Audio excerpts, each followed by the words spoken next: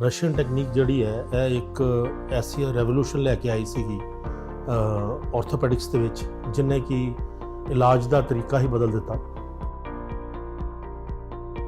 ਇਹ ਟੈਕਨੀਕ ਐਸੀ ਹੈ ਜਿਹਦੇ ਨਾਲ ਕਿ ਅਸੀਂ ਕਿਸੇ ਵੀ ਹੱਡੀ ਨੂੰ ਅਸੀਂ ਲੈਂਥਨ ਕਰ ਸਕਦੇ ਹਾਂ, ਉਹਨੂੰ ਉਹਦੇ ਐਂਗਲਸ ਚੇਂਜ ਕਰ ਸਕਦੇ ਹਾਂ, ਉਹਦੇ ਅਲਾਈਨਮੈਂਟਸ ਚੇਂਜ ਕਰ ਸਕਦੇ ਹਾਂ ਬੋਨ ਦੀ।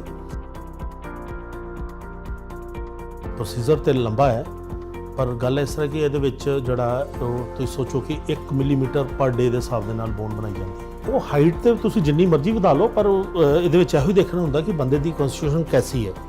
ਸੋ ਉਸ ਹਿਸਾਬ ਦੇ ਨਾਲ ਜਿੰਨਾ ਕਿ ਉਹਦਾ ਧਾੜਾ ਹੈ, ਜਿੰਨਾ ਫੇਸ ਹੈ, ਉਸ ਹਿਸਾਬ ਨਾਲ ਇੰਨੀ ਕੁ ਹਾਈਟ ਵਧਾਈ ਦੀ ਹੈ ਕਿ ਉਹ ਬੁਰਾ भी ना लगे और हाइट ठीक ठाक हो। D4 न्यूज़ देख रहे तमाम दोस्तों को दीपक भंडारी का नमस्कार। हमारे विशेष कार्यक्रम आपकी सेहत में आपका स्वागत है। आज हम आपकी मुलाकात एक ऐसे डॉक्टर से करवाएंगे जिन्होंने कई साल पहले रशियन टेक्निक से मरीजों का इलाज करना शुरू किया था। ये ऑर्थोपेडिक सर्जन हैं, ये मरीजों की हाइट भी बढ़ा देते थे। और ये रशियन टेक्निक क्या है, अब आपको ये भी बता दें, ये जो इलाज है रशियन टेक्निक से, जो EMC सुपर स्पेशलिटी हॉस्पिटल है वहाँ पर भी ये इलाज शुरू हो चुका है। और इन्होंने जो हमारे साथ हैं आज डॉक्टर अजय अब्रोल, ये चीफ ऑर्थोपेडिक सर्जन है EMC हॉस्पिटल ऑफ ग्रुप्स के। इनसे बात करते हैं कि ये रशियन टेक्निक क्या है और ये कब से इस टेक्निक से मरीजों का इलाज कर रहे हैं। डॉक्टर साहब नमस्कार जी। पहले तो सारे D4 न्यूज़ चैनल ਤੁਹਾਡਾ स्वागत है डॉक्टर साहब। नमस्कार जी साਰਿਆਂ ਨੂੰ ਮੇਰੇ ਵੱਲੋਂ थैंक यू कि मेरे को आए ने दीपक जी। डॉक्टर साहब रशियन टेक्निक तुसी कई साल पहले शुरू की थी, क्या रशियन टेक्निक है क्या बेसिकली, तो किस तरह ਇਹਦੇ ਨਾਲ डिफरेंट किस तरह है दूसरी टेक्निक्स नालों? देखो इस तरह की रशियन टेक्निक ਜਿਹੜੀ ਹੈ ਇਹ ਇੱਕ ਐਸੀ ਰੈਵੋਲੂਸ਼ਨ ਲੈ ਕੇ ਆਈ ਸੀਗੀ ਆਰਥੋਪੈਡਿਕਸ ਦੇ ਵਿੱਚ, ਜਿਨੇ ਕਿ ਇਲਾਜ ਦਾ ਤਰੀਕਾ ਹੀ ਬਦਲ ਦਿੱਤਾ। ਔਰ ਇਹ ਟੈਕਨੀਕ ਜਿਹੜੀ ਹੈ ਯੂਰਪ ਦੇ ਵਿੱਚ, ਰਸ਼ੀਆ ਦੇ ਵਿੱਚ ਸ਼ੁਰੂ ਹੋਈ ਸੀਗੀ 50-60s ਦੇ ਵਿੱਚ, ਔਰ ਇੰਡੀਆ ਦੇ ਵਿੱਚ ਹੈ ਲੇਟ 80s ਔਰ 90s 'ਚ ਆਈ ਸੀਗੀ। ਔਰ ਮੈਂ ਇੱਥੇ ਟੈਕਨੀਕ ਲੈ ਕੇ ਆਇਆ ਸੀਗਾ ਇਨ 95। ਔਰ ਇਹ ਟੈਕਨੀਕ ਜਿਹੜੀ ਹੈ ਉਹ ਬੇਸਿਕਲੀ ਬਣੀ ਸੀਗੀ ਕਿ ਜਿਹੜੀਆਂ ਕ੍ਰਸ਼ ਇੰਜਰੀਜ਼ ਹੁੰਦੀਆਂ ਨੇ, ਮਤਲਬ ਬੋਨ ਦੇ ਜਾਂ ਜ਼ਖਮ ਜਿਹੜੇ ਉਹ ਇੰਨੇ ਕ੍ਰਸ਼ ਹੋ ਜਾਂਦੇ ਨੇ ਕਿ ਉਹਨੂੰ ਦੁਬਾਰਾ ਅੰਗ ਨੂੰ ਬਚਾਇਆ ਕਿੱਦਾਂ ਜਾ ਸਕਦਾ ਹੈ। ਇੱਥੋਂ ਸ਼ੁਰੂ ਹੋਈ ਸੀਗੀ ਕਿ ਸੈਕੰਡ ਵਰਲਡ ਵਾਰ ਦੇ ਵਿੱਚ ਜਦੋਂ ਜਿਹੜੇ ਫੌਜੀ ਜਦੋਂ ਲੜਾਈ ਦੇ ਉੱਤੇ ਜਾਂਦੇ ਸੀਗੇ ਔਰ ਉਹ ਕੋਈ ਮਾਈਨ ਬਲਾਸਟ ਇੰਜਰੀ ਹੋ ਗਈ, ਕੋਈ ਗਨ ਸ਼ਾਟ ਇੰਜਰੀਜ਼ ਹੋ ਗਈਆਂ, ਜਿਹਦੇ ਵਿੱਚ ਕਿ ਜਿਹੜੀਆਂ ਕਦੀ ਅੰਗ ਨੂੰ ਕੱਟਣਾ ਵੀ ਪੈਂਦਾ ਸੀਗਾ। ਔਰ ਉਸ ਟੈਕਨੀਕ ਦੇ ਆਉਣ ਦੇ ਕਰਕੇ ਉਹ ਦੁਬਾਰਾ ਵਾਪਸ ਉਹਨਾਂ ਨੂੰ ਲੜਨ ਦੇ ਲਈ ਭੇਜਦੇ ਸੀਗੇ ਇਸ ਆਪਰੇਸ਼ਨ ਤੋਂ ਬਾਅਦ। ਮਤਲਬ ਕ੍ਰਸ਼ ਹੋਈਆਂ ਬੋਨਸ ਨੂੰ ਵੀ, ਹੱਡੀਆਂ ਨੂੰ ਵੀ ਤੁਸੀਂ ਇਸ ਟੈਕਨੀਕ ਨਾਲ ਠੀਕ ਕਰਕੇ ਤੇ ਇਸ ਕਦਰ ਉਹ ਫਿੱਟ ਹੋ ਜਾਂਦੇ ਸੀ ਕਿ ਵੀ ਉਹ ਦੁਬਾਰਾ ਬਿਲਕੁਲ ਜੰਗ 'ਚ ਚਲੇ ਜਾਂਦੇ ਸੀ। ਬਿਲਕੁਲ। ਉਸ ਤੋਂ ਪਹਿਲਾਂ ਕੀ ਹੁੰਦਾ ਸੀਗਾ ਕਿ ਜਦੋਂ ਵੀ ਕ੍ਰਸ਼ ਇੰਜਰੀਜ਼ ਹੁੰਦੀਆਂ ਨੇ ਜਾਂ ਜਿੱਦਾਂ ਮਾਈਨ ਬਲਾਸਟ ਇੰਜਰੀ ਜਾਂ ਗਨ ਸ਼ਾਟ ਇੰਜਰੀਜ਼, ਉਦੋਂ ਕੀ ਕੀਤਾ ਜਾਂਦਾ ਸੀਗਾ ਕਿ ਅੰਗ ਨੂੰ ਕੱਟ ਦਿੱਤਾ ਜਾਂਦਾ ਸੀ। ਸੋ ਕੱਟੇ ਅੰਗ ਦੇ ਨਾਲ ਤੇ ਫਿਰ ਬੰਦਾ ਅਪਾਹਿਜ ਪਰਮਾਨੈਂਟਲੀ ਹੋ ਜਾਂਦਾ। ਸੋ ਉਹਨੂੰ ਬਚਾਇਆ ਕਿੱਦਾਂ ਜਾ ਸਕੇ, ਇਹ ਸਭ ਤੋਂ ਇੰਪੋਰਟੈਂਟ ਚੀਜ਼ ਹੁੰਦੀ ਹੈ। ਅੱਛਾ, ਤੁਸੀਂ ਇਹ ਕਰੀਬ ਤੁਹਾਨੂੰ ਅੱਜ ਅਸੀਂ ਗੱਲ ਕੀਤੀ, ਤੁਸੀਂ 95 ਦੀ ਗੱਲ ਕੀਤੀ, 27 ਸਾਲ ਹੋ ਗਏ ਤੁਸੀਂ ਇਸ ਟੈਕਨੀਕ ਨਾਲ ਮਰੀਜ਼ਾਂ ਦਾ ਇਲਾਜ ਕਰ ਰਹੇ ਹੋ। ਹਾਂਜੀ, ਇਸ ਟੈਕਨੀਕ ਨਾਲ ਆਲਰੇਡੀ 4000 ਤੋਂ ਉੱਤੇ ਆਪਰੇਸ਼ਨ ਕਰ ਚੁੱਕੇ ਹਾਂ ਅਸੀਂ, ਔਰ ਇਹਦੇ ਵਿੱਚ ਕਈ ਤਰ੍ਹਾਂ ਦੇ ਆਪਰੇਸ਼ਨ ਨੇ ਜਿਹੜੇ ਅਸੀਂ ਕੀਤੇ ਨੇ। ਅੱਛਾ ਡਾਕਟਰ ਸਾਹਿਬ, ਅਸੀਂ EMC ਹਸਪੀਟਲ 'ਚ ਤੁਸੀਂ ਇੱਕ ਆਰਥੋਪੈਡਿਕਸ ਡਿਪਾਰਟਮੈਂਟ ਤਾਂ ਖੈਰ ਪਹਿਲੇ ਸੀਗਾ, ਹੁਣ ਤੁਸੀਂ ਇੱਕ ਨਵਾਂ ਐਸਟੈਬਲਿਸ਼ ਕੀਤਾ ਹੈ ਇਹਦੇ 'ਚ, ਤੇ ਤੁਸੀਂ ਇਹਦੇ 'ਚ ਕੀ ਕਰਨ ਜਾ ਰਹੇ ਹੋ? ਇਸ ਡਿਪਾਰਟਮੈਂਟ 'ਚ ਕੀ ਖਾਸ ਹੋਏਗਾ ਇਹਦੇ 'ਚ? ਦੇਖੋ, ਇੱਥੇ ਮੈਂ as director and head of department ਮੈਨੂੰ ਲਿਆ ਗਿਆ ਹੈ ਤਾਂ ਕਿ ਅਸੀਂ ਜਿਹੜੀਆਂ ਰੀਕਨਸਟਰਕਟਿਵ ਸਰਜਰੀਜ਼ ਨੇ, ਜਿਹੜੇ ਕਿ ਨੈਕਸਟ ਸਟੈਪ ਜਿਹੜਾ ਜਿਹਨੂੰ ਕਿਹਾ ਜਾਂਦਾ ਹੈ। ਅੱਛਾ ਸਰ, ਰੀਕਨਸਟਰਕਟਿਵ ਉਹ ਸਰਜਰੀਆਂ ਹੁੰਦੀਆਂ ਜਿਹੜੀਆਂ ਪਹਿਲੇ ਸਰਜਰੀਆਂ ਹੋ ਜਾਂਦੀਆਂ ਤੇ ਉਹਦੇ 'ਚ ਠੀਕ ਨਹੀਂ ਹੁੰਦੇ, ਰੀਕਨਸਟਰਕਟਿਵ ਕਿਹਨੂੰ ਕਹਿੰਦੇ ਆ? ਇਹਦਾ ਮਤਲਬ ਇਹ ਹੁੰਦਾ ਕਿ ਕੋਈ ਵੀ ਚੀਜ਼ ਜਿਹੜੀ ਕਿ ਆਪਣੀ ਨਾਰਮਲ ਕੰਡੀਸ਼ਨ ਗਵਾ ਚੁੱਕੀ ਹੈ, ਉਹਨੂੰ ਦੁਬਾਰਾ ਤੋਂ ਉਸੇ ਕੰਡੀਸ਼ਨ ਦੇ ਵਿੱਚ ਲੈ ਕੇ ਆਉਣਾ। ਸਰ ਉਹ 'ਚ ਦੋ ਸਵਾਲ ਮੈਂ ਜਾਨਣਾ ਚਾਹਾਂਗਾ ਜੀ। ਰੀਕਨਸਟਰਕਟਿਵ ਇੱਕ ਤਾਂ ਹੋ ਗਿਆ ਨਾ ਜੀ, ਪਹਿਲੇ ਆਪਰੇਸ਼ਨ ਹੋਇਆ ਉਹ ਠੀਕ ਨਹੀਂ ਹੋਇਆ, ਕੋਈ ਵੀ ਰੀਜ਼ਨ ਰਿਹਾ ਹੋਵੇ, ਉਹਨੂੰ ਰੀਕਨਸਟਰਕਟਿਵ ਕਹਿੰਦੇ ਆ। ਉਹ ਵੀ ਉਹਦੇ ਵਿੱਚ ਹੀ ਆਉਂਦਾ ਹੈ ਕਿ ਜਦੋਂ ਕਦੇ ਵੀ ਆਪਰੇਸ਼ਨ ਹੁੰਦਾ ਹੈ, ਉਹਦੇ ਵਿੱਚ ਹੱਡੀ ਜਾਂ ਤਾਂ ਜੁੜੀ ਨਹੀਂ ਹੈ, ਜਾਂ ਵਿੰਗੀ ਟੱਡੀ ਜੁੜ ਗਈ ਹੈ, ਜਾਂ ਲੱਤ ਛੋਟੀ ਰਹਿ ਗਈ ਹੈ। ਸੋ ਇਹ ਵੀ ਉਹਦੇ ਵਿੱਚ ਹੀ ਆਉਂਦਾ ਕਿ ਉਹਨੂੰ ਦੁਬਾਰਾ ਅੰਗ ਨੂੰ ਉਸੇ ਤਰੀਕਾ ਦਾ ਬਣਾਇਆ ਜਾਏ ਤਾਂ ਕਿ ਉਹ ਨਾਰਮਲ ਬੰਦਾ ਚੱਲ ਓਕੇ, ਮਤਲਬ ਤੁਸੀਂ ਇਹ ਡਿਫਰੈਂਸ ਹੋਏਗਾ ਇਹ ਵਾਲਾ ਡਿਪਾਰਟਮੈਂਟ ਜਿਹੜਾ ਤੁਸੀਂ, ਤੇ ਇਸ ਤੋਂ ਇਲਾਵਾ ਡਾਕਟਰ ਸਾਹਿਬ ਇਹਦੇ ਵਿੱਚ ਤੁਸੀਂ ਕੀ ਸਪੈਸ਼ਲ ਕਰੋਗੇ? ਦੇਖੋ ਆਰਥੋਪੈਡਿਕਸ ਜਿਹੜੀ ਡਿਪਾਰਟਮੈਂਟ ਹੈ ਇੱਥੇ, ਉਹ ਇੱਕ ਫੁੱਲ ਫਲੈਜਡ ਆਰਥੋਪੈਡਿਕਸ ਡਿਪਾਰਟਮੈਂਟ ਹੋਏਗੀ ਜਿਹਦੇ ਵਿੱਚ ਟੋਟਲ ਜਿਹੜਾ ਰਿਪਲੇਸਮੈਂਟ ਸਰਜਰੀਜ਼ ਕੰਪਲੀਟ, ਉਹ knee replacement, hip replacement, shoulder replacement, elbow replacements ਸਾਰੀਆਂ ਟੋਟਲ ਹੋਣਗੀਆਂ ਉਸੇ ਤਰ੍ਹਾਂ ਹੀ। ਜਿਹੜਾ ਟਰਾਮਾ ਮੈਨੇਜਮੈਂਟ ਹੈ ਉਸੇ ਤਰ੍ਹਾਂ ਨਾਲ ਹੀ ਇੱਕ ਡਿਪਾਰਟਮੈਂਟ ਵੱਖਰੀ ਹੋਏਗੀ। ਔਰ ਇਹਦੇ ਵਿੱਚ ਜਿਹੜਾ ਜਿਹੜੀ ਸਭ ਤੋਂ ਵੱਡੀ ਜਿਹੜੀ ਪ੍ਰੋਬਲਮ ਹੁੰਦੀ ਹੈ ਕਿ ਕਈ ਹੱਡੀਆਂ ਜੁੜਦੀਆਂ ਹੀ ਨਹੀਂ ਹੈ। ਸੋ ਉਹ ਚੀਜ਼ਾਂ ਜਿਹੜੀਆਂ ਨੇ ਜਾਂ ਇਨਫੈਕਸ਼ਨ ਕਰਕੇ ਗਲ ਜਾਂਦੀ ਹੈ ਹੱਡੀ, ਔਰ ਉਹ ਹੱਡੀ ਦੇ ਪਾਰਟ ਨੂੰ ਕੱਟ ਕੇ ਸੁੱਟਣਾ ਪੈਂਦਾ ਸਾਨੂੰ। ਸੋ ਬਜਾਏ ਕਿ ਉਹਨੂੰ ਅਸੀਂ ਅੰਗ ਨੂੰ ਹੀ ਕੱਟ ਦਈਏ, ਅਸੀਂ ਉਸ ਨਵੀਂ ਹੱਡੀ ਬਣਾਈ ਜਾਏਗੀ ਉਹਦੇ ਵਿੱਚ ਤਾਂ ਕਿ ਉਹ ਜਿਹੜਾ ਅੰਗ ਹੈ ਬਚਾਇਆ ਜਾ ਸਕੇ। ਡਾਕਟਰ ਸਾਹਿਬ ਮੈਂ ਇਹ ਚਾਹਾਂਗਾ ਥੋੜਾ ਜਿਹਾ ਇਸ ਟੈਕਨੀਕ ਬਾਰੇ, ਜੋ ਤੁਸੀਂ ਦੱਸਿਆ ਵੀ ਰਸ਼ੀਅਨ ਟੈਕਨੀਕਸ ਹੈ, ਇਹ ਹੁੰਦਾ ਕੀ ਹੈ ਜਿਸ ਤਰ੍ਹਾਂ ਤੁਸੀਂ ਇਹਨੂੰ ਕਿਆ ਕਰਦੇ ਹੋ, ਵਾਟ ਇਜ਼ ਦੈਟ? ਇਹ ਕੋਈ ਸਪੈਸ਼ਲ ਇੰਸਟਰੂਮੈਂਟ ਵੀ ਇਹਦੇ ਲਈ ਅਲੱਗ ਹੁੰਦੇ ਹੈ? ਦੇਖੋ ਇਹ ਤਾਂ ਸਾਰੀਆਂ ਚੀਜ਼ਾਂ ਪਹਿਲਾਂ ਹੀ ਦੇਖੋ, ਜਿਵੇਂ ਤੁਸੀਂ ਕਿਹਾ ਵੀ ਮੈਂ ਜੁਆਇੰਟ ਰਿਪਲੇਸ ਕਰੂੰਗਾ, ਤੇ ਇਹ ਤਾਂ ਦੇਖੋ ਬਹੁਤ ਸਾਰੇ ਲੋਕ ਕਰ ਰਹੇ ਹੈ, ਤੇ ਰਸ਼ੀਅਨ ਟੈਕਨੀਕਸ ਜਿਹੜੀ ਹੈ ਇਹਦੇ ਵਿੱਚ ਕੀ ਖਾਸੀਅਤ ਹੈ ਜੀ? ਦੇਖੋ ਰਸ਼ੀਅਨ ਟੈਕਨੀਕ ਕੋਈ ਖਾਸ ਤਰ੍ਹਾਂ ਦੇ ਇਕਵਿਪਮੈਂਟਸ ਹੁੰਦੇ ਇਹਨਾਂ ਦੇ? ਅਸੀਂ ਇਲਿਜ਼ਰੋਫ ਟੈਕਨੀਕ ਕਹਿ ਲਈਏ। ਇਹ ਟੈਕਨੀਕ ਐਸੀ ਹੈ ਜਿਹਦੇ ਨਾਲ ਕਿ ਅਸੀਂ ਕਿਸੇ ਵੀ ਹੱਡੀ ਨੂੰ ਅਸੀਂ ਲੈਂਥਨ ਕਰ ਸਕਦੇ ਹਾਂ, ਉਹਨੂੰ ਉਹਦੇ ਐਂਗਲਸ ਚੇਂਜ ਕਰ ਸਕਦੇ ਹਾਂ, ਉਹਦੇ ਅਲਾਈਨਮੈਂਟਸ ਚੇਂਜ ਕਰ ਸਕਦੇ ਹਾਂ ਬੋਨ ਦੀ। ਸੋ ਇਹ ਜੋ ਵੀ ਚੀਜ਼ਾਂ ਮੈਂ ਕਹਿ ਰਿਹਾ ਇਹ ਹਰ ਚੀਜ਼ ਜਿਹੜੀ ਹੈ ਇਹ ਟਰਾਮਾ ਦੇ ਵਿੱਚ ਵੀ ਕੰਮ ਆਉਂਦੀ ਹੈ। ਇਨਫੈਕਟ ਜਿਹੜੇ ਜੋੜ ਬਦਲੇ ਜਾਂਦੇ ਆ, ਹੁਣ ਜ਼ਰੂਰੀ ਨਹੀਂ ਕਿ ਜੋੜ ਹਰ ਇੱਕ ਦੇ ਵਿੱਚ ਜੋੜ ਹੀ ਬਦਲਿਆ ਜਾਣਾ ਜੀ, ਜੋੜ ਉੱਥੇ ਹੀ ਬਦਲਿਆ ਜਾਣਾ ਚਾਹੀਦਾ ਹੈ ਜਿਹਦੇ ਵਿੱਚ ਕਿ ਥੋੜੀ 올ਡ ਏਜ ਹੋ ਗਈ ਹੈ, ਔਰ ਜਿਹਦੇ ਵਿੱਚ ਯੰਗ ਏਜ ਦੇ ਵਿੱਚ ਅਗਰ ਜੁਆਇੰਟਸ ਖਰਾਬ ਹੋ ਜਾਂਦੇ ਨੇ, ਉਹਦੇ ਵਿੱਚ ਅਸੀਂ ਰੀਅਲਾਈਨ ਕਰ ਦਿੰਦੇ ਆ ਉਹਨੂੰ ਜੁਆਇੰਟ ਨੂੰ, ਤਾਂ ਕਿ ਜਿਹੜਾ ਉਹਦਾ ਵੇਟ ਬੇਅਰਿੰਗ ਹੈ, ਜਿਹੜੀ ਭਾਰ ਪੈ ਰਿਹਾ ਜਿਹੜਾ ਜੋੜ ਦੇ ਵਿੱਚ, ਵੇਟ ਬੇਅਰਿੰਗ ਐਕਸਿਸ ਉਹਦੀਆਂ ਚੇਂਜ ਕਰ ਦਿੱਤੀ ਜਾਂਦੀ ਹੈ ਤਾਂ ਕਿ ਉਹ ਇੱਕ ਜਿਹੜਾ ਪਾਰਟ ਉਹਦਾ ਡੈਮੇਜ ਹੋ ਰਿਹਾ ਉਧਰਲੇ ਪਾਸੇ ਵੇਟ ਹੀ ਨਾ ਜਾਏ। ਮਤਲਬ ਇਨ ਅਦਰ ਵਰਡ ਅਲਾਈਨਮੈਂਟ ਥੋੜੀ ਠੀਕ ਕਰ ਦਿੰਦੇ ਹੋ? ਹਾਂਜੀ ਬਿਲਕੁਲ, ਅਲਾਈਨਮੈਂਟ ਕੀਤੀ ਜਾਂਦੀ ਹੈ। ਤੇ ਡਾਕਟਰ ਸਾਹਿਬ ਜਿਵੇਂ ਟਰਾਮਾ ਕਾਫੀ ਵੱਧ ਗਿਆ, ਪਹਿਲੇ ਸੀਗੀਆਂ ਨੈਰੋ ਰੋਡਸ ਹੁੰਦੀਆਂ ਸੀਗੀਆਂ, ਦੇਖੋ ਰੋਡਸ ਨਵੀਆਂ ਬਣ ਰਹੀਆਂ, ਲੋਕ ਹਾਈ ਸਪੀਡ ਤੇ ਗੱਡੀਆਂ ਦੌੜਾਉਂਦੇ ਨੇ ਤੇ ਐਕਸੀਡੈਂਟਸ ਹੁੰਦੇ ਨੇ, ਟਰਾਮਾ ਬਹੁਤ ਵੱਧ ਗਿਆ, ਤੇ ਤੁਹਾਡੀ ਕਈ ਐਸੀ ਇੰਜਰੀਜ਼ ਹੁੰਦੀਆਂ ਬਹੁਤ ਕ੍ਰਸ਼ ਹੋ ਚੁੱਕਿਆ ਹੁੰਦਾ, ਤੇ ਤੁਹਾਡੀ ਟੈਕਨੀਕ ਜਿਹੜੀ ਹੈ ਇਹ ਉਹਨਾਂ ਪੇਸ਼ੈਂਟਸ ਲਈ ਕਿੰਨੀ ਕੁ ਫਾਇਦੇਮੰਦ ਹੈ? ਹਾਂ ਇਹ ਬੜਾ ਇੰਪੋਰਟੈਂਟ ਕੁਐਸਚਨ ਹੈ ਇਹਦੇ ਵਿੱਚ, ਕਿਉਂਕਿ ਜਿੰਨੀਆਂ ਰੋਡਸ ਬੈਟਰ ਹੁੰਦੀਆਂ ਜਾਣਗੀਆਂ ਉਨਾ ਹੀ ਹਾਈ ਵੈਲੋਸਿਟੀ ਟਰਾਮਾ ਆਏਗਾ ਤੁਹਾਡਾ। ਜਿੰਨਾ ਹਾਈ ਵੈਲੋਸਿਟੀ ਟਰਾਮਾ ਆਏਗਾ, ਵੈਸੇ ਤੇ ਜਨਰਲੀ ਹਾਈ ਵੈਲੋਸਿਟੀ ਟਰਾਮਾ ਤੋਂ ਬਾਅਦ ਜਿਹੜਾ ਉਹ ਅਗਰ ਬੰਦਾ ਬਚ ਜਾਂਦਾ ਹੈ ਉਸ ਤੋਂ ਬਾਅਦ ਹੁੰਦਾ ਕਿ ਉਹਦੇ ਸਾਰੇ ਅੰਗ ਨੂੰ ਵਾਪਸ ਰਿਸਟੋਰ ਕੀਤਾ ਜਾਏ ਤਾਂ ਕਿ ਉਹ ਆਪਣੀ ਲਾਈਫ ਨਾਰਮਲ ਲੀਡ ਕਰ ਸਕੇ ਟਰਾਮਾ ਤੋਂ ਬਾਅਦ ਦੀ। ਹੁਣ ਇਹਦੇ ਵਿੱਚ ਜਿਵੇਂ ਸਪੋਜ਼ ਕਰੋ ਕਿ ਕੋਈ ਐਕਸੀਡੈਂਟ ਹੁੰਦਾ, ਕੋਈ ਹਾਈ ਵੈਲੋਸਿਟੀ ਟਰਾਮਾ ਹੁੰਦਾ ਜਿਹਦੇ ਵਿੱਚ ਬੋਨ ਕ੍ਰਸ਼ ਹੋ ਗਈ ਹੈ, ਉੱਤੋਂ ਦਾ ਮਾਸ ਵੀ ਉੱਡ ਗਿਆ, ਉਹ ਲੱਤ ਜਿਹੜੀ ਹੈ ਇੱਕ ਕਿਸਮ ਦੀ ਡੈਡ ਹੀ ਮੰਨੀ ਜਾ ਰਹੀ ਹੈ। ਸੋ ਇਹਦੇ ਵਿੱਚ ਇੱਕ ਕੰਬੀਨੇਸ਼ਨ ਹੁੰਦਾ ਜਿਹੜੀ ਇੱਥੇ ਡਿਪਾਰਟਮੈਂਟ ਆਲਰੇਡੀ ਕ੍ਰੀਏਟ ਕਰ ਦਿੱਤੀ ਅਸੀਂ ਕਿ ਇਹਦੇ ਵਿੱਚ ਜਿਹੜੇ ਮਾਈਕਰੋਵੈਸਕੂਲਰ ਸਰਜਨ ਨੇ ਨਾਲ ਆਰਥੋਪੈਡਿਕ ਸਰਜਨਸ, ਇਲਿਜ਼ਰੋਫ ਸਰਜਨਸ, ਇਹ ਸਾਰੇ ਮਿਲ ਕੇ ਉਹ ਜਿਹੜੇ ਉਹਦਾ ਖੂਨ ਦਾ ਦੌਰਾ ਉਹਨੂੰ ਦੁਬਾਰਾ ਤੋਂ ਜਿਹੜਾ ਰਿਵਾਈਵ ਕਰਦੇ ਨੇ, ਉਹਨੂੰ ਦੁਬਾਰਾ ਨਾੜੀਆਂ ਤਿਆਰ ਕੀਤੀ ਜਾਂਦੀ ਹੈ। ਉਸ ਤੋਂ ਬਾਅਦ ਉੱਤੇ ਦੇ ਉੱਤੇ ਮਾਸ ਜਿਹੜਾ ਹੈ ਉਹ ਦੂਸਰੀ ਜਗ੍ਹਾ ਤੋਂ ਲੈ ਕੇ ਮੋਟਾ ਮਾਸ ਜਿਹੜਾ ਮਸਲਸ ਨੇ ਉਹਨੂੰ ਯੂਜ਼ ਕੀਤਾ ਜਾਂਦਾ, ਉਹਦੇ ਉੱਤੇ ਫਲੈਪਸ ਵਾਂਗੂ ਉਹਦੇ ਉੱਤੇ ਜੀ।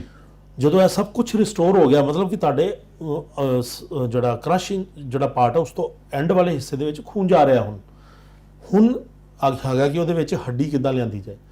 ਹੁਣ ਉਹਦੇ ਵਿੱਚ ਇਹ ਰਸ਼ੀਅਨ ਟੈਕਨੀਕ ਕੰਮ ਆਉਂਦੀ ਹੈ ਕਿ ਉਸ ਜਗ੍ਹਾ ਦੇ ਉੱਤੇ ਨਵੀਂ ਬੋਨ ਬਣਾਈ ਜਾਂਦੀ ਹੈ ਤਾਂ ਕਿ ਉਹ ਜਿਹੜਾ ਪਾਰਟ ਹੈ, ਜਿਹੜਾ ਗੈਪ ਹੈ, ਉਹਨੂੰ ਕਵਰ ਕੀਤਾ ਜਾਏ, ਪਰ ਤਾਂ ਕਿ ਉਹ ਐਂਡ ਵਾਲੇ ਪਾਰਟ ਦੇ ਨਾਲ ਉਹ ਜੁੜ ਜਾਂਦੀ ਹੈ ਔਰ ਇੱਕ ਨਵਾਂ ਅੰਗ ਉਹਦਾ ਤਿਆਰ ਹੋ ਜਾਂਦਾ ਦੁਬਾਰਾ। ਅੱਛਾ ਡਾਕਟਰ, ਜਿਹੜਾ ਬੋਨ ਬਣਾਉਣ ਵਾਲਾ ਪ੍ਰੋਸੀਜਰ ਹੈ ਇਹ ਕਾਫੀ ਲੰਬਾ ਔਰ ਕਾਫੀ ਕਾਸਟਲੀ ਹੋਣਾ, ਇਹ ਦਰਸ਼ਕਾਂ ਦਾ ਸਵਾਲ ਹੋਏਗਾ ਇਹ? ਹਾਂਜੀ ਹਾਂਜੀ ਬਿਲਕੁਲ, ਪ੍ਰੋਸੀਜਰ ਤੇ ਲੰਬਾ ਹੈ, ਪਰ ਗੱਲ ਇਸ ਤਰ੍ਹਾਂ ਕਿ ਇਹਦੇ ਵਿੱਚ ਜਿਹੜਾ ਉਹ ਤੁਸੀਂ ਸੋਚੋ ਕਿ 1 ਮਿਲੀਮੀਟਰ ਪਰ ਡੇ ਦੇ ਹਿਸਾਬ ਦੇ ਨਾਲ ਬੋਨ ਬਣਾਈ ਜਾਂਦੀ ਹੈ। ਓਕੇ, ਮਤਲਬ ਵੱਧ ਜਾਂਦੀ ਪਰ ਇੱਕ ਦਿਨ 'ਚ 1 ਮਿਲੀਮੀਟਰ, ਰਾਈਟ। ਸੋ ਅਗਰ ਅਸੀਂ ਗੱਲ ਕਰੀਏ ਕਿਸੇ ਦੀ 10 ਸੈਂਟੀਮੀਟਰ ਹੱਡੀ ਚਲੀ ਗਈ ਹੈ, ਸੋ ਉਹ ਤੁਸੀਂ ਆਪਣੇ ਆਪ ਹਿਸਾਬ ਲਾ ਲਓ ਕਿ 10 ਮਤਲਬ 100 ਡੇਜ਼ ਹੋ ਗਏ ਸਿੱਧੇ। ਸੋ ਇਹਦੇ ਵਿੱਚ ਇੱਕ ਪਾਸੇ ਤੁਹਾਡੇ ਕੋਲ ਹੈ ਆਪਸ਼ਨ ਕਿ ਮੈਂ ਲੱਤ ਕਟਾ ਲਾਂ, Okay. ਦੂਸਰੀ ਪਾਸੇ ਆਪਸ਼ਨ ਹੈ ਕਿ ਮੈਂ ਥੋੜਾ ਆਪਣੇ ਵੇਟ ਅੰਗ ਕਰ ਨੂੰ ਬਚਾਉਣ। ਕੋਸ਼ਿਸ਼ ਕਰਾਂ ਕਿ ਇਹਨੂੰ ਮੈਂ ਬਚਾ ਲਵਾਂ। ਰਾਈਟ। ਠੀਕ ਹੈ ਨਾ। ਸੋ ਸਾਡੀ ਵੀ ਕੋਸ਼ਿਸ਼ ਇਹੀ ਰਹੇਗੀ ਕਿ ਅੰਗ ਨੂੰ ਕਿਸੇ ਵੀ ਤਰੀਕੇ ਨਾਲ ਬਚਾਇਆ ਜਾ ਸਕੇ। ਬੜੀ ਵਧੀਆ ਗੱਲ ਹੈ ਡਾਕਟਰ ਸਾਹਿਬ। ਇੱਥੇ ਡਾਕਟਰ ਸਾਹਿਬ ਕਈ ਐਸੇ ਪੇਸ਼ੈਂਟਸ ਅਸੀਂ ਦੇਖਦੇ ਹਾਂ ਵੀ ਸਾਲੋਂ ਸਾਲ ਉਹਨਾਂ ਦੀਆਂ ਹੱਡੀਆਂ ਨਹੀਂ ਜੁੜਦੀਆਂ। ਪਹਿਲੀ ਗੱਲ ਤੇ ਇਹਦਾ ਕਾਰਨ ਕੀ ਹੈ? ਮਤਲਬ ਜਾਂ ਉਹਦੇ ਜੋੜ, ਦੇਖੋ ਜੋੜ ਨਾ ਜੁੜਨ ਕਰਕੇ ਕਈ ਵਾਰ ਦੇਖਦੇ ਹਾਂ ਉਹਦੀ ਬਾਂਹ ਟੇਢੀ ਜੁੜ ਗਈ ਜਾਂ ਲੱਤ ਟੇਢੀ ਜੁੜ ਗਈ ਤੇ ਉਹ ਅਜੀਵਨ ਉਹਨਾਂ ਨੂੰ ਅਪਾਹਜ ਰਹਿਣਾ ਪੈਂਦਾ। ਇਹਦੇ ਕਾਰਨ ਕੀ ਹੈ ਤੇ ਕਿਆ ਤੁਹਾਡੀ ਜਿਹੜੀ ਟੈਕਨੀਕਸ ਹੈ ਇਹ ਉਹਨਾਂ ਕੇਸਾਂ ਦੇ ਵਿੱਚ ਵੀ ਫਾਇਦੇਮੰਦ ਹੈ? ਬਿਲਕੁਲ ਦੀਪਕ ਜੀ, ਇਸ ਤਰ੍ਹਾਂ ਹੈ ਕਿ ਇਹ ਜਿਹੜੀ ਤੁਸੀਂ ਚੀਜ਼ ਜਿਹੜੀ ਗੱਲ ਕੀਤੀ ਹੈ ਕਿ ਹੱਡੀ ਜੋੜ ਨਹੀਂ ਰਹੀ, ਉਹਦੇ ਕਈ ਕਾਰਨ ਹੋ ਸਕਦੇ। ਪਹਿਲਾ ਕਾਰਨ ਇਹ ਹੋ ਸਕਦਾ ਕਿ ਜਦੋਂ ਸੱਟ ਲੱਗੀ ਹੈ ਉਦੋਂ ਉਸ ਏਰੀਆ ਦੀ ਖੂਨ ਦਾ ਦੌਰਾ ਕਾਫੀ ਡੈਮੇਜ ਹੋਇਆ, ਬਲੱਡ ਸਪਲਾਈ ਡੈਮੇਜ ਹੋਈ ਹੈ ਜੀ। ਦੂਸਰਾ ਹੈਗਾ ਕਿ ਉਹ ਇੱਕ ਓਪਨ ਇੰਜਰੀ ਸੀਗੀ ਜਿਹਦੇ ਕਰਕੇ ਉੱਥੇ ਉਸ ਏਰੀਆ 'ਚ ਇਨਫੈਕਸ਼ਨ ਹੋ ਗਈ ਜੀ। ਤੀਸਰਾ ਕਾਰਨ ਵੀ ਹੋ ਸਕਦਾ ਹੈ ਜਿਹਦੇ ਵਿੱਚ ਕਿ ਜਿਹੜਾ ਸਰਜੀਕਲ ਕਿ ਕੋਈ ਤੁਸੀਂ ਉਹਦੇ ਉੱਤੇ ਆਪਰੇਸ਼ਨ ਕੀਤਾ ਜਿਹੜਾ ਕਿ ਕਾਮਯਾਬ ਨਹੀਂ ਹੋ ਸਕਿਆ। ਸੋ ਇਹ ਕੁਝ ਕਾਰਨ ਨੇ ਜਿਹਦੇ ਕਰਕੇ ਹੱਡੀ ਨਹੀਂ ਜੁੜਦੀ। ਨਹੀਂ ਸਰ, ਇਹ ਤਾਂ ਕਾਰਨ ਹੋ ਗਏ, ਬਟ ਸਰ ਕਿਆ ਹੁਣ ਇਹਦੇ ਵਿੱਚ ਹਾਂਜੀ ਇਹ ਟੈਕਨੀਕ ਜਿਹੜੀ ਹੁਣ ਜੀ।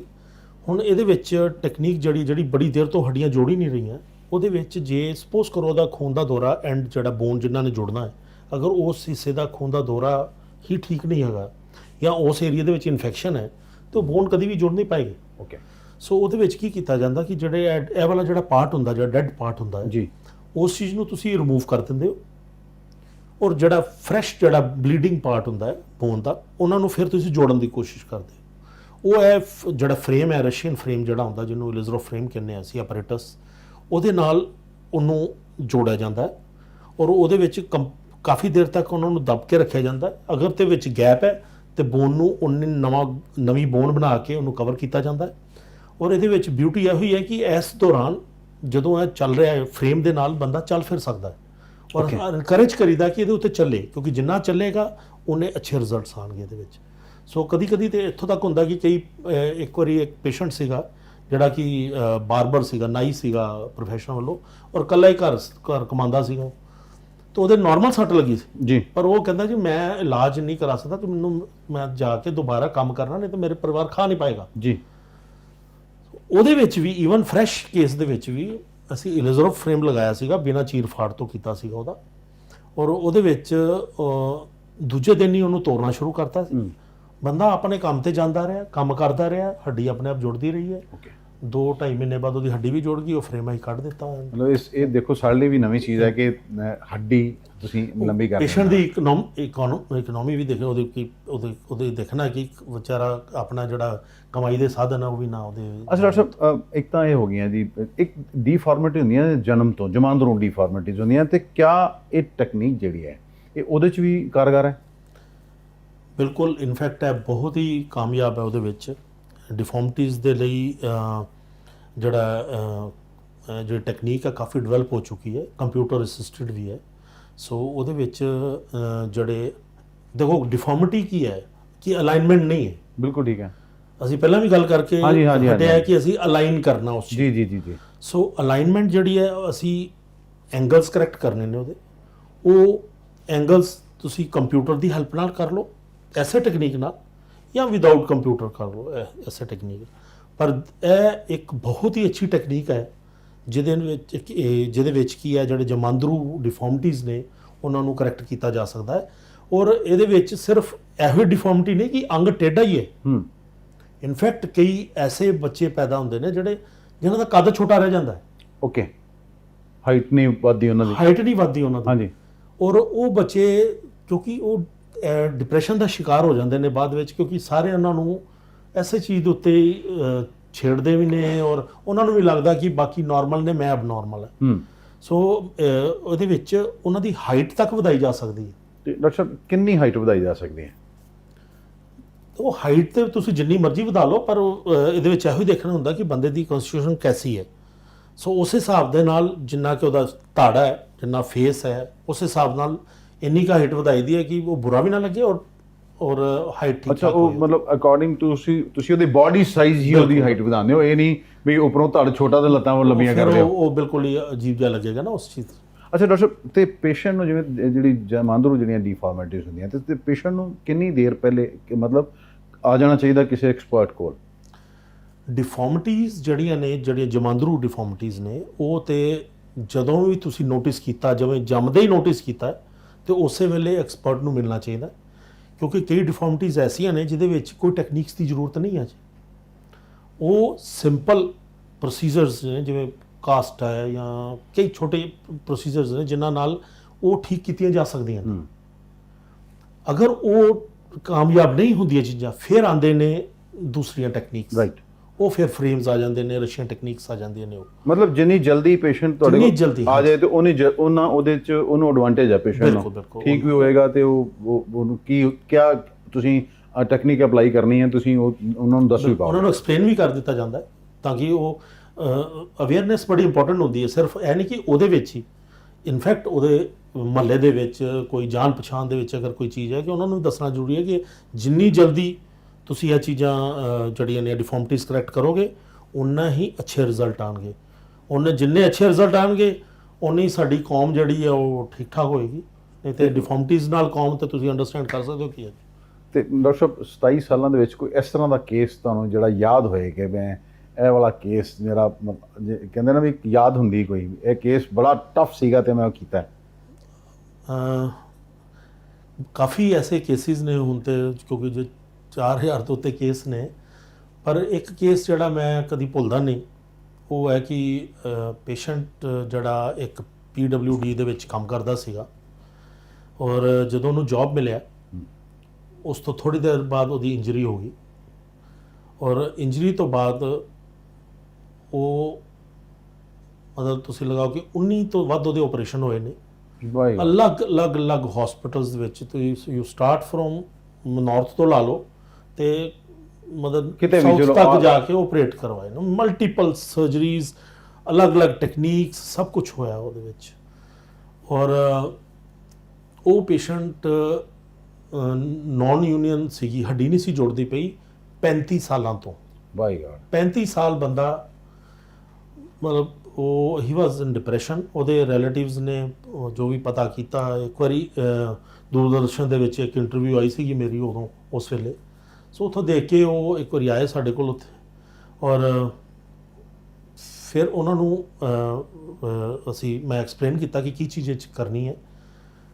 ਕੋਈ ਗਰੰਟੀਜ਼ ਨਹੀਂ ਹੈ, ਪਰ ਵੀ ਮਤਲਬ ਅਸੀਂ ਕੋਸ਼ਿਸ਼ ਕਰਾਂਗੇ ਕਿ ਜਿਹੜਾ ਤੁਹਾਡਾ ਜਿਹੜੀ ਪ੍ਰੋਬਲਮ ਹੈ ਇਹਨੂੰ ਸੋਲਵ ਕਰਨ ਦੀ ਕੋਸ਼ਿਸ਼ ਕਰਾਂਗੇ।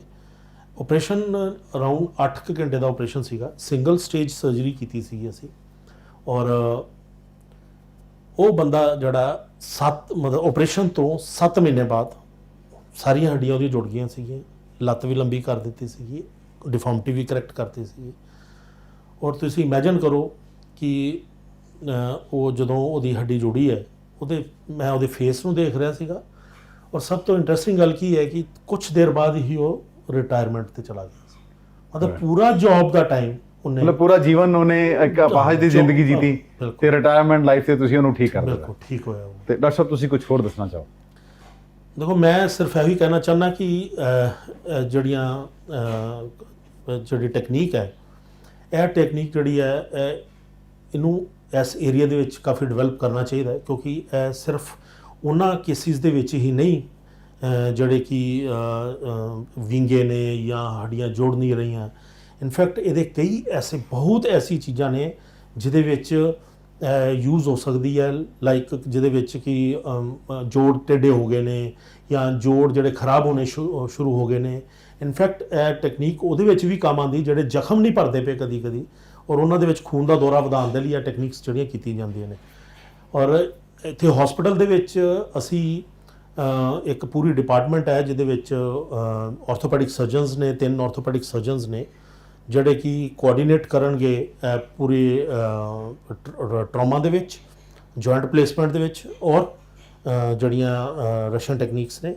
ਔਰ ਇਹਨਾਂ ਨੂੰ ਅਸੀਂ ਇੱਕ ਐਸੀ ਇੰਸਟੀਟਿਊਸ਼ਨ ਇੱਥੇ ਕ੍ਰੀਏਟ ਕਰਨਾ ਚਾਹੁੰਦੇ ਹਾਂ ਜਿਹੜੀ ਕਿ ਕੱਲ੍ਹ ਨੂੰ ਆਉਣ ਵਾਲੇ ਟਾਈਮ ਦੇ ਵਿੱਚ ਸਾਡੇ ਜਿਹੜੇ ਨਵੇਂ ਸਰਜਨਸ ਆਉਂਦੇ ਨੇ ਉਹਨਾਂ ਨੂੰ ਵੀ ਟ੍ਰੇਨਿੰਗ ਦੇ ਸਕੀਏ। ਤੁਸੀਂ ਉਹੀ ਮੇਰਾ ਸਵਾਲ ਹੈ ਡਾਕਟਰ ਸਾਹਿਬ, ਤੁਸੀਂ ਆਪ ਤਾਂ ਦੇਖੋ ਪਿਛਲੇ 27 ਸਾਲਾਂ ਤੋਂ ਤੁਸੀਂ ਨਵੇਂ ਆਰਥੋਪੈਡਿਕ ਸਰਜਨ ਜਿਹੜੇ ਆ ਰਹੇ ਉਹਨਾਂ ਨੂੰ ਵੀ ਟ੍ਰੇਨ ਕਰ ਰਹੇ ਹੋ ਇਸ ਟੈਕਨੀਕ? ਮੈਂ ਚਾਹੁੰਦਾ ਕਿ ਇਹ ਟੈਕਨੀਕ ਜਿਹੜੀ ਹੈ ਯੂਜ਼ਫੁਲ ਹੋਏ, और काफ़ी ऑर्थोपेडिक सर्जनस ने जड़े मेरे को ट्रेन होके भी गए ने, पर मैं एक चाहना कि एक इंस्टीट्यूशन ऐसी क्रिएट होए जिथे ਇਹ ਟੈਕਨੀਕਸ ਜਿਹੜੀਆਂ ਨੇ ਉਹ ਬਾਹਰੋਂ ਵੀ ਲੋਕੀ ਆਣ। ਮੇਰੇ ਕੋਲ ਬਾਹਰੋਂ ਆਉਂਦੇ ਨੇ, ਉਜ਼ਬੇਕਿਸਤਾਨ ਤੋਂ ਕਾਫੀ ਪੇਸ਼ੈਂਟ ਆਂਦਾ ਮੇਰੇ ਕੋਲ, ਇਟਲੀ ਵਗੈਰਾ ਦੇ ਵੀ ਪੇਸ਼ੈਂਟਸ ਅਸੀਂ ਟ੍ਰੀਟ ਕੀਤੇ ਨੇ ਇੱਥੇ। ਪਰ ਮੈਂ ਚਾਹਨਾ ਕਿ ਇੱਕ ਐਸੀ ਇੰਸਟੀਟਿਊਸ਼ਨ ਅੰਮ੍ਰਿਤਸਰ ਦੇ ਵਿੱਚ ਤਿਆਰ ਹੋਏ, ਜਿਹੜੀ ਕਿ ਅੰਮ੍ਰਿਤਸਰ ਵੈਸੇ ਵੀ ਮੱਕਾ ਆਫ ਆਰਥੋਪੈਡਿਕਸ ਮੰਨਿਆ ਜਾਂਦਾ ਹੈ, ਪਰ ਇਸ ਟੈਕਨੀਕ ਦੇ ਲਈ ਨਹੀਂ। ਪਰ ਅਸੀਂ ਚਾਹੁੰਦੇ ਹਾਂ ਕਿ ਇਹ ਵਾਲੀ ਟੈਕਨੀਕ ਐਸੀ ਹੋਏ ਜਿੱਥੇ ਪੂਰੇ ਇੰਡੀਆ ਦੇ ਸਰਜਨਸ ਆ ਕੇ ਟ੍ਰੇਨਿੰਗ ਲੈਣ ਆਉਣ, ਬਾਹਰੋਂ ਵੀ ਲੋਕੀ ਆਉਣ और देश को भी कुछ फायदा हो। धन्यवाद हमारे साथ बात करने के लिए। थे doctor Ajay Abrol, orthopaedic surgeon है। इन्होंने बताया किस तरह, देखिए आज हमारे लिए भी ये नई बात है कि किस तरह हड्डी को, किसी की बोन अगर छोटी है तो उसको लंबा कर दिया जाता है, और भी डिफॉर्मिटीज़ जब जमांदरू जो जिन्हें बच्चों में या डिफॉर्मिटीज़ होती हैं उन्हें भी ठीक किया जा सकता है। जिनके मल्टीपल ऑपरेशन हो चुके हैं, उनके जोड़ नहीं जुड़ते, और उनके लिए भी ये जो रशियन टेक्निक है काफ़ी कारगर है। हम ये हमारे लिए सौभाग्य की बात है। ये अमृतसर में अब ये शुरू इन्होंने किया है, ये ईएमसी हॉस्पिटल में ये अपनी सेवाएं दे रहे हैं, और एक अलग डिपार्टमेंट इन्होंने शुरू किया है। नए युवाओं को भी ये ट्रेन करेंगे। डॉक्टर साहब, आपका हमारे कार्यक्रम में आने के लिए आपका बहुत बहुत धन्यवाद। Thank you. अमृतसर से D4 न्यूज़ के लिए दीपक भंडारी की खास रिपोर्ट।